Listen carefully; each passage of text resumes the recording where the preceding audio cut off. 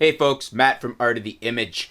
So I saw some comments online. I was reading some stuff about how the Nikon 50mm f1.4G, which is a great prime lens, I have it, I love that lens, but how it's so much sharper than the 51.8D, the older one, the cheaper one.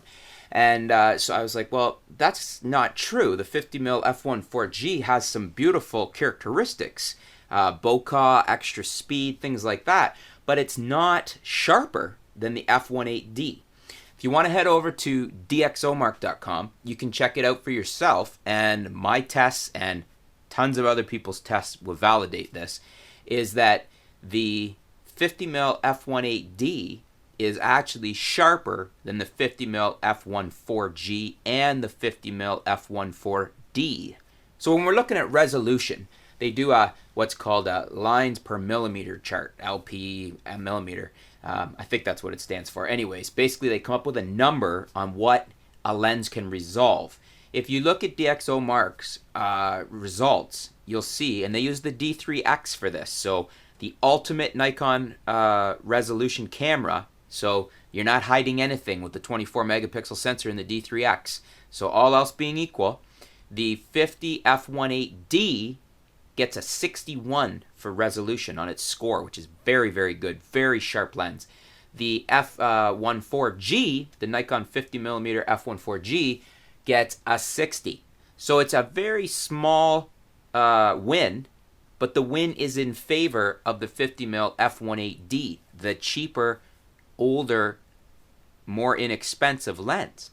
So don't be fooled into thinking it's sharpness you're paying for on the 50 f1.4G. Even the 50 f1.4D is at 58. It's below. It's the lowest of the three. It's a very close race. They're all extremely sharp.